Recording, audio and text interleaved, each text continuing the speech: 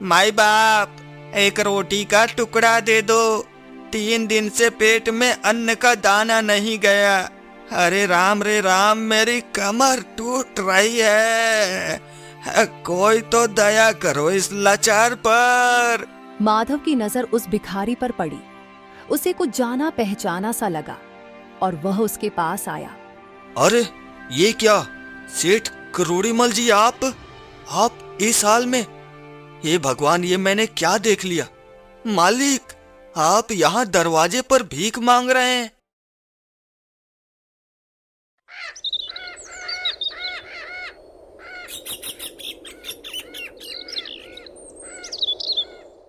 दोपहर का समय था। धरती गर्म तवे की तरह जल रही थी। गांव के बाहर वाले उस पथरीले खेत में माधव हल चला रहा था। माधव के शरीर पर जो बनियान थी, उसमें इतने छेद थे कि उन्हें गिनना नामुमकिन था। उसका पूरा बदन पसीने से तरबतर था। अरे चलो हीरा, आगे बढ़ो। आज तो ये पैर जैसे अंगारों पर रखे जा रहे हैं। ये धरती है कि जलता हुआ चूल्हा? अगर आज ये कोना नहीं जोता तो शाम को चूल्हा कैसे जलेगा? अरे चलो भाई, बस थोड़ी दूर और, फिर तुम्हें भी पानी पिलाऊंगा और खुद भी 2 घूंट पीऊंगा। पथरीली जमीन पर चंद से माधव के पैर से खून निकल रहा था, लेकिन उसके हाथ नहीं रुक रहे थे। तभी दूर एक भारी भरकम शरीर वाला आदमी कुर्ता पहने और हाथ में चांदी की लाठी लिए आता दिखाई दिया। उसके पीछे पीछे एक दुबला पतला आदमी फाइलें दबाए चला आ रहा था। ये सेठ करोड़ीमल और उसका बच्चू मुंशी थे। अरे ओ माधव, ओ मरे हुए चूहे, क्या सो रहा है क्या? वहाँ हाथ चला रहा है कि मक्खी मार रहा है? मैंने तुझे यहाँ हल जोतने के लिए पैसे दिए हैं या आराम फरमाने के लिए? है मालिक, बिल्कुल सही कह रहे हैं आप। ये माधव तो बड़ा काम चोर निकला। देखो तो कैसे कछुए की चाल चल रहा है। अरे ओ माधव, मालिक आए हैं, सीधे खड़े होकर राम राम कर, वरना 1 पैसा नहीं मिलेगा आज। राम राम। अरे मालिक, ऐसा मत कहिए। मैं तो सूरज निकलने से पहले ही खेत पर आ गया था। ये मिट्टी बहुत सख्त हो गई है मालिक, पत्थर जैसी है। बैल भी बेचारे प्यास से व्याकुल है। बस थोड़ा सा ही तो बाकी है, अभी सूरज ढलने से पहले कर दूंगा। सत्यानाश हो तेरा और तेरी बातों का। बहाने बनाना तो कोई तुझसे सीखे। मुझे नहीं पता कि मिट्टी सख्त है या पत्थर, मुझे तो बस काम चाहिए। अगर सूरज ढलने तक ये पूरा खेत बराबर नहीं हुआ तो समझ लेना कि आज की मजदूरी डूब गई। और हाँ, कल से काम पर आने की जरूरत नहीं है, अगर सुस्ती दिखानी है तो। है सुना माधव, मालिक का हुक्म पत्थर की लकीर है। अरे इतना अनाज खाते हो फिर भी ताकत नहीं है शरीर में। चलो जल्दी हाथ चलाओ, वरना शाम को खाली पेट सोना पड़ेगा। माधव के आंखों में आंसू आ गए। उसे पता था कि बहस करने का कोई फायदा नहीं है। वे चुपचाप हल के पीछे लग गया। तभी वहां से रामू काका गुजर रहे थे, जिन्होंने ये सब देख लिया था। बेटा माधव, क्यों अपना खून जला रहा है? ये सेठ दिल का काला है, इसे तेरी मेहनत नहीं दिखेगी। थोड़ा सुस्ता ले, जान है तो जहान है। काका क्या करूं, घर पर पार्वती राह देख रही होगी कि आज माधव कुछ लाएगा तो चूल्हा जलेगा। किस्मत की मार है काका, वरना क्या हमारे बाप दादा के पास जमीन नहीं थी? सब इस सेठ के कब्जे की भेंट चढ़ गया। अब तो बस ये हाथ बचे हैं और ये फूटी हुई किस्मत। सूरज पूरी तरह डूब चुका था और माधव लड़खड़ाते कदमों से अपने कच्ची झोपड़ी की तरफ चल दिया। उसके कंधे हल चलाने की वजह से झुक गए थे। जैसे ही वह घर के आंगन में पहुंचा, उसने देखा कि पार्वती एक फटी बोरी पर बैठे मिट्टी के चूल्हे में फूंक मार रही थी। धुआं पूरी झोपड़ी में भरा हुआ था। अरे ओ पार्वती, थोड़ा पानी मिलेगा क्या? गला एकदम सूख गया है। आज तो लगा था कि खेत पर ही प्राण निकल जाएंगे। तभी पार्वती गिलास में पानी लेकर आती है। अरे बाप रे, तुम्हारी ये हालत कैसे हो गई? देखो तो चेहरा कैसे पीला पड़ गया है और पैरों से तो अभी भी खून निकल रहा है। लो पहले ये पानी पियो। माधव पानी पीता है और दोनों घर के अंदर आ जाते हैं। क्या बताऊं पार्वती, आज सेठ ने तो जैसे मेरी खाल ही खींच ली। मुंशी बच्चू भी आग में घी डालने से बाज नहीं आता। कहता है कि हाथ तेज चलाओ वरना मजदूरी नहीं मिलेगी। सारा दिन बैल की तरह खटा हूँ, तब जाकर कुछ आने हाथ आए हैं। अरे मोरी मैया, ये घाव तो बहुत गहरा है। क्यों इतनी जान खपाते हो माधव? क्या लिखा है हमारी किस्मत में? रोज का यही रोना धोना। हम गरीब पैदा हुए हैं तो क्या मरते दम तक दूसरों की गुलामी ही करेंगे? पार्वती की आंखों में आंसू थे। उसने चूल्हे पर रखी एक छोटी सी पतीली की तरफ देखा, जिसमें केवल पानी उबल रहा था। घर में अनाज का एक दाना भी नहीं बचा था। धैर्य रख पार्वती, आज सेठ ने जो मजदूरी दी है उससे थोड़ा आटा और नमक ले आया हूँ। ये ले, झोले में देख। आज भूखे नहीं सोएंगे हम। बस इतना सा आटा? इसमें तो 2 रोटी भी ढंग से नहीं बनेगी। सेठ को शर्म नहीं आई इतना सा अनाज देते हुए? सेठ और शर्म? अरे वो तो पत्थर का बना है। कहता है कि तुम्हारी मेहनत में अब वो दम नहीं रहा। पर तू चिंता मत कर, मैंने मन में एक बात ठान ली है। हमारी जो वो पीछे वाली बंजर जमीन है ना, जिस पर कोई घास भी नहीं उगता, मैं अब उस पर रात को काम करूंगा। तभी पड़ोस की काकी दरवाजे पर खड़ी हो गई। उसके हाथ में एक छोटी सी कटोरी में साग था। अरे ओ पार्वती, क्या बातें हो रही हैं? माधव बेटा आ गया। देखो, आज घर में थोड़ा सा भथुए का साग बनाया था, सोचा तुम लोगों को भी चखा दूं। आखिर पड़ोसी ही पड़ोसी के काम आता है। काकी, आप तो हमारे लिए फरिश्ता बनकर आई हो। माधव अभी अभी आए हैं और उनकी हालत देखी नहीं जा रही। सब देख रही हूँ बेटा, ये जमाना बड़ा जालिम है। पर माधव, एक बात याद रखना, जो अपनी मिट्टी से प्यार करता है, मिट्टी उसे कभी भूखा नहीं रहने देती। हार मत मानना। काकी, आपकी बात सच हो जाए तो बस जीवन सुधर जाए। मैं हार नहीं मानूंगा, चाहे शरीर का आखिरी कतरा भी मिट्टी में क्यों न मिल जाए, पर मैं अपनी किस्मत बदल कर रहूंगा। रात गहरी हो गई थी। गांव के कुत्ते दूर कहीं भौंक रहे थे। माधव अपनी थकावट भूलकर अपनी उस छोटी सी कुल्हाड़ी और खुरपी को साफ करने लगा। उसने ठान लिया था कि अब वह दूसरों के खेतों के साथ साथ अपनी उस सूखी जमीन पर भी काम करेगा। पार्वती ने 2 पतली रोटियां बनाई और दोनों ने आधा आधा पेट भरकर ऊपर वाले का शुक्रिया अदा किया। माधव, रात बहुत हो गई है, बाहर अंधेरा बहुत है, संभल कर जाना। अंधेरा तो हमारे जीवन में पहले से ही है पार्वती, अब इस अंधेरे से क्या डरना।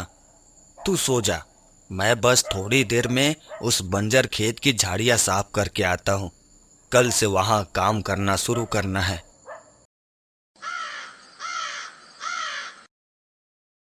सुबह होते ही गांव के पास वाला छोटा बाजार गुलजार हो गया था। चारों तरफ शोर शराबा था और लोगों की भीड़ जमी थी। हर कोई अपनी चीज भेजने के लिए जोर जबरदस्ती कर रहा था। बाजार के बीचों बीच झबरू मछली वाला अपने दुकान सजाए बैठा था और उसके ठीक सामने धनिया सब्जी वाली अपनी ताजी सब्जियां टोकरी में रखे बैठी थी। अरे ले लो भाई ले लो, ये मछली नहीं है, ये तो पानी का हीरा है, हीरा। जो इसे एक बार खाएगा उसकी बुद्धि घोड़े जैसी तेज दौड़ेगी। अरे वो भाई साहब, कहाँ मुंह फेर के जा रहे हो? इधर तो देखो, ऐसी मछली पूरे जिले में नहीं मिलेगी। अरे जबरू, क्या भाव दे रहे हो? कल तो बहुत महंगी बता रहे थे। अरे क्या बोल रहे हो? कल की बात कल गई, आज तो ये मछली बिल्कुल ताजी है ना, अभी नदी से पकड़ कर लाया हूँ। अरे देखो तो सही, इसकी आंखें तो देखो, अभी भी जिंदा है। लेना है तो बोलो वरना भीड़ मत लगाओ, पीछे बड़े बड़े साहब लोग लाइन में खड़े हैं। अरे चुप करो झबरू, दिन भर झूठ बोलता रहता है। इसकी मछली तो 2 दिन पुरानी है, जरा इसकी बातें तो सुनो। अरे ओ गांव वालों, इधर आओ, ये देखो ताजी गोभी, हरी हरी पालक और लाल लाल टमाटर, ये है असली ताकत। ये मछली वछली तो बस पेट खराब करेगी। अरे वाह धनिया, तू अपना काम करना, मेरी मछलियों की बुराई मत कर वरना सारा टोकरी उलट दूंगा। अरे देखो तो इसकी सब्जी जैसे सूख कर लकड़ी हो गई हो, और बातें देखो कितनी बड़ी बड़ी कर रही है। सत्यानाश हो तेरी इस लंबी जुबान का। तभी माधव वहां पहुंचा। उसके कंधे पर एक पुराना झोला था और वह कुछ सामान बेचने के बदले घर के लिए जरूरी सामान लेने आया था। राम राम धनिया बहन, आज गोभी क्या भाव दी?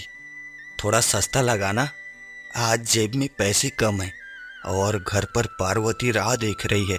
अरे माधव भाई, तुमसे क्या पैसे कमाना, तुम तो अपने भाई जैसे हो। ये लो ताजी पालक और 2 किलो टमाटर ले जाओ, पैसे की चिंता मत करो, जब होंगे तब दे देना। अरे माधव, क्या घास फूस ले जा रहे हो? अरे इधर आओ, ये मछली ले जाओ, इसे खाओगे तो बदन में बिजली जैसी फुर्ती आएगी, फिर तुम खेत में 10 गुना काम करोगे। अरे झबरू भाई, मछली खाने के लिए पैसे भी तो चाहिए, अभी तो बस दाल रोटी का जुगाड़ हो जाए वही बहुत है। तुम्हारी ये जलपरी तो बड़े लोगों के लिए ही रहने दो। अरे कमाल है भाई, माधव जैसा मेहनती बंदा भी डर रहा है।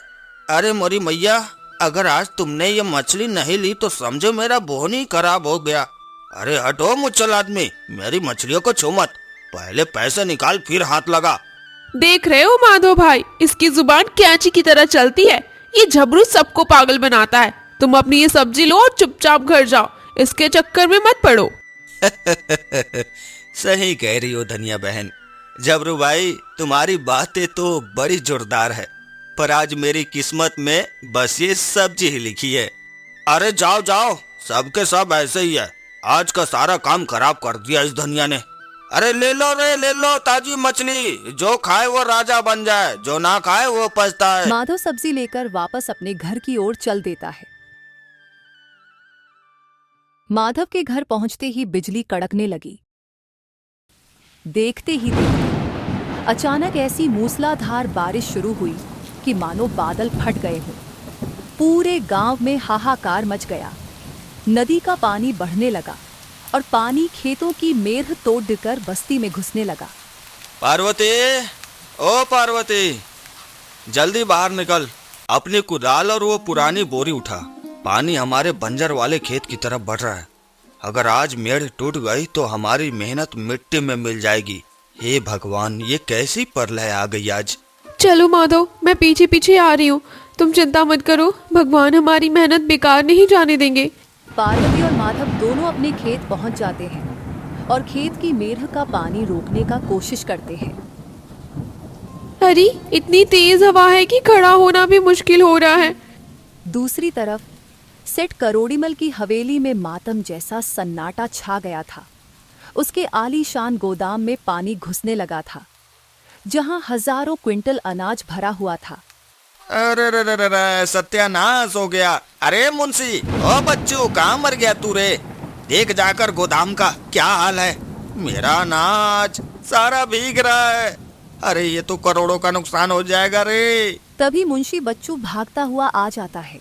मालिक, गजब हो गया, गोदाम की दीवारें गिर गई, पानी अंदर घुस गया है और सारा अनाज कीचड़ बन गया। अरे बाप रे, ऐसा मंजर तो पहले कभी नहीं देखा। सब खत्म हो गया मालिक, सब खत्म हो गया। अरे मेरा सारा घमंड पानी में बह गया। अरे मैंने गरीबों का खून चूस कर ये गोदाम भरा था, आज कुदरत ने सब छीन लिया। अरे कोई बचाओ मेरा अनाज, बचाओ। जहां सेठ रो रहा था, वही माधव और पार्वती घुटने तक भरे पानी में खड़े होकर अपनी छोटी सी जमीन के चारों तरफ मिट्टी डाल रहे थे। माधव पागलों की तरह फावड़ा चला रहा था ताकि पानी का रुख मोड़ा जा सके। और मिट्टी डालो पार्वती, बस थोड़ा सा और। देखो उस तरफ से पानी कट रहा है। आज दिखा दूंगा इस मिट्टी को कि माधव का पसीना क्या चीज है। ये बंजर जमीन ही हमारा सहारा बनेगी। हाँ माधव, लगी रहो। देखो बारिश थोड़ी धीमी हो रही है, हमारी मेड़ बच गई। माधव देखो, हमारा खेत सुरक्षित है, बाकी सबके खेत डूब गए। सुबह हुई तो मंजर बदल चुका था। सेठ करोड़ीमल का सारा अनाज सड़ चुका था और बदबू फैल रही थी। उसका अहंकार चकनाचूर हो गया था। लेकिन माधव की वह छोटी सी जमीन, जिसे सब बंजर कहते थे, आज पानी के बीच एक टापू की तरह सुरक्षित खड़ी थी। अरे मालिक, कमाल है, सबका डूब गया पर इस भिखारी माधव का खेत कैसे बच गया? अरे ये तो जादू हो गया। जादू नहीं बच्चू, ये उसकी मेहनत और सच्चाई की जीत है। हमने अनाज को कैद किया था और उसने मिट्टी से प्यार किया था। आज किस्मत ने मुझे मार दिया और उसे तार दिया। उस भयानक बारिश के बाद माधव ने कभी पीछे मुड़कर नहीं देखा। वह दिन में सेठ के यहाँ मजदूरी करता और रात भर अपनी उस जमीन पर पसीना बहाता। धीरे धीरे उसकी वह बंजर जमीन अब सोने जैसी उगलने लगी थी। आज माधव के खेत में लहलहाती फसल देखकर सबकी आंखें फटी की फटी रह गई थी। देख पार्वती देख, अपनी आंखों से जिसे लोग बंजर और पत्थर कहते थे, आज देखो उसमें से कैसे पीला सोना निकल रहा है। अरे ये तो मेरी सोच से भी ज्यादा शानदार फसल हुई है रे। ये सब तुम्हारी दिन रात की तपस्या है माधव। लोग कहते थे कि तुम पागल हो गए हो जो पत्थर पर फावड़ा चला रहे हो, पर आज देखो पूरे गांव में ऐसी फसल किसी की नहीं है। लो अब थोड़ा खाना खा लो, सुबह से बस पानी पीकर काम कर रहे हो। अरे भूख तो अब मिट गई पार्वती। जब ये अनाज मंडी जाएगा और हमारे पास अपने खुद के पैसे होंगे तब असल सुख मिलेगा। अब मुझे किसी की गुलामी नहीं करनी पड़ेगी। अरे आज तो मन कर रहा है इस मिट्टी में सो जाऊं। तभी गांव के रामू काका वहां से गुजरते वक्त उन्होंने उस माधव के खेत के फसल रौनक देखी तो उनकी लाठी वहीं रुक गई। अरे वाह भाई माधव, कमाल कर दिया तूने तो। अरे ऐसी बालियां तो मैंने अपने पूरी उम्र में नहीं देखी रे बेटा। तूने साबित कर दिया कि अगर नीयत साफ हो और बाजू में दम हो तो ऊपर वाला भी छप्पड़ पार कर देता है। सब आप जैसे बुजुर्गों का आशीर्वाद है काका। बस मेहनत की है, बाकी तो सब मालिक की दुआ है। दोपहर होते होते शहर का एक बड़ा सा साहूकार अपने बैलगाड़ी लेकर माधव के खेत पर पहुंचा। उसने गांव में सुना कि किसी माधव नाम के किसान की फसल सबसे बढ़िया हुई है। अरे भाई माधव कौन है इसमें से? अरे वाह, ये फसल तुम्हारी है? क्या चमक है अनाज में। अरे मियाँ, मैं शहर की सबसे बड़ी मंडी का व्यापारी हूँ। बोलो क्या भाव दोगे? मैं तुम्हारी पूरी की पूरी फसल अभी के अभी खरीदने को तैयार हूँ। पूरी फसल? पर साहब अभी तो मैंने काटना शुरू ही किया है। अरे क्या बोल रहे हो भाई, तुम काटो या ना काटो ये सौदा पक्का समझो। ये लो बयाने के पैसे। साहूकार माधव को पैसे दे देता है। और सुनो, अगले साल भी तुम जितनी जमीन पर खेती करोगे सारा माल मैं ही लूंगा। और ऐसी फसल तो राजा महाराजाओं की यहाँ जाती है। साहूकार माधव को पैसे देकर चला जाता है। अरे बाप रे, इतने सारे पैसे! माधव, हमने तो कभी सपने में भी इतना धन नहीं देखा था। पार्वती, ये हमारे उन काली रातों का जवाब है जब हम भूखे सोए हुए थे। अब माधव सिर्फ मजदूर नहीं रहेगा, अब माधव खेती करेगा और दूसरों को काम देगा। माधव ने उन पैसों से पास की ओर भी 2-3 एकड़ जमीन खरीद ली और मेहनत करने लगा। उसने गांव की उन लड़कों को भी काम पर रखा जिनके पास कोई सहारा नहीं था। माधव की चर्चा दूर दूर के गांव में होने लगी थी। हे मालिक, बस इतनी कृपा बनाए रखना, ये घमंड कभी मेरे सिर न चढ़े। मैं कल भी मिट्टी का था और आज भी मिट्टी का ही हूँ। अरे आज तो नींद भी चैन की आएगी।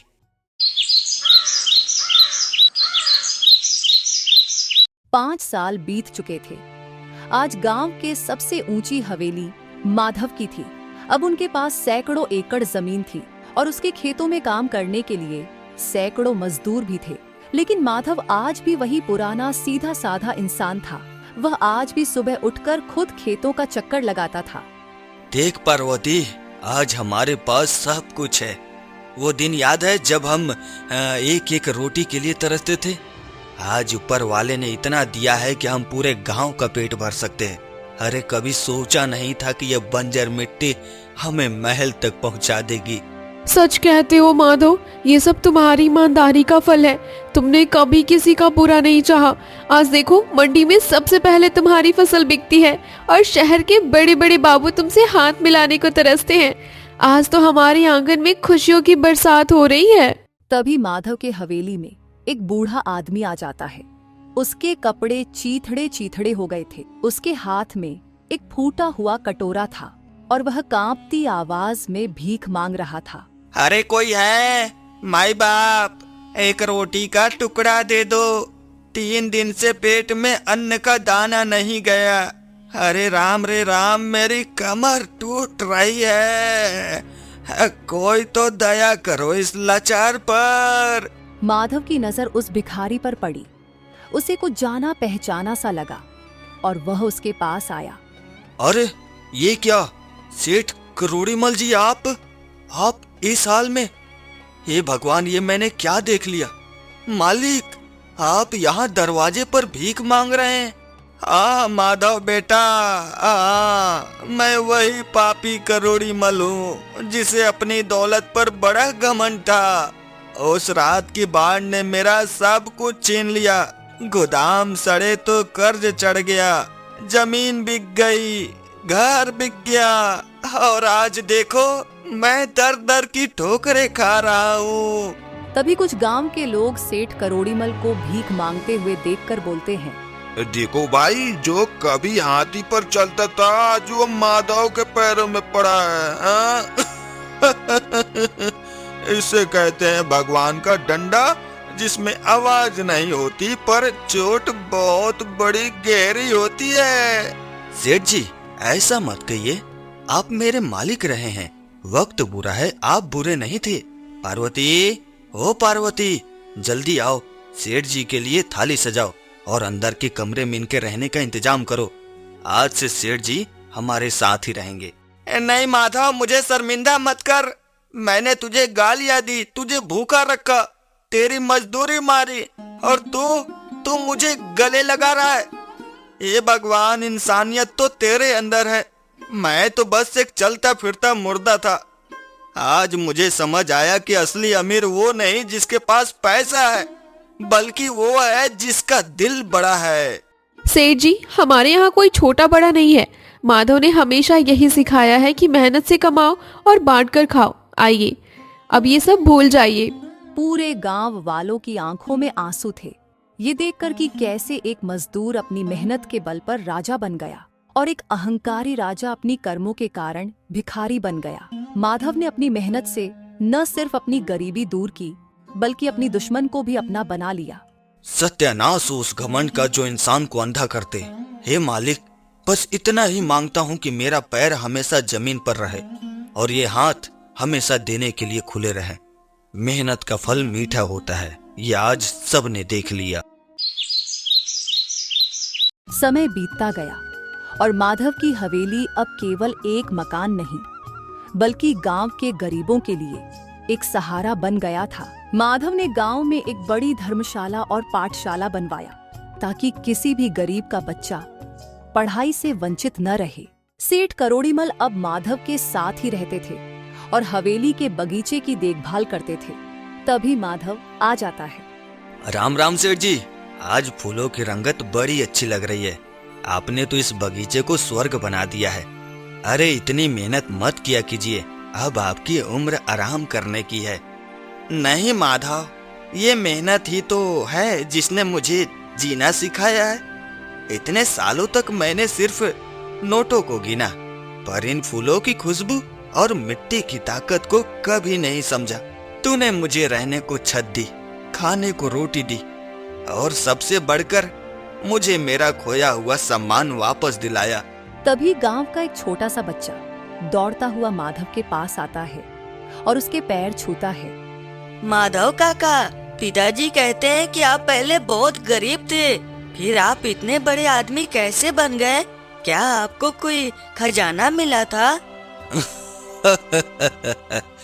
हाँ बेटा, मुझे एक बहुत बड़ा खजाना मिला था, पर वो खजाना जमीन के नीचे नहीं, बल्कि मेरे इन हाथों में और पसीने की बूंदों में था। खजाना तो हर उस इंसान के पास है जो मेहनत करना जानता है। बेटा, माधव की बात गांठ बांध ले। पैसा तो आता जाता रहता है, पर जो इंसानियत माधव ने कमाई है वो कभी खत्म नहीं होती। काश ये अकल मुझे पहले आ गई होती तो आज मेरा जीवन कुछ और ही होता। शाम के ढलते वक्त में माधव और सेठ करोड़ीमल आपस में बातें कर रहे थे और गांव वाले हैरान थे ये सोचकर कि वक्त इंसान को कैसे बदल देता है। माधव और पार्वती आसमान की ओर देखकर भगवान से प्रार्थना करते हैं। बस मालिक, अब और कुछ नहीं चाहिए। गांव का हर चूल्हा जलता रहे और हर हाथ को काम मिलता रहे, यही मेरी सबसे बड़ी दौलत है। और इस तरह माधव की कहानी गांव की मिट्टी में हमेशा हमेशा के लिए अमर हो गई। आने वाली पीढ़ियां आज भी उस बंजर जमीन की कहानी सुनती है, जिसे एक इंसान के पसीने और सच्चाई ने सोने की खान बना दिया।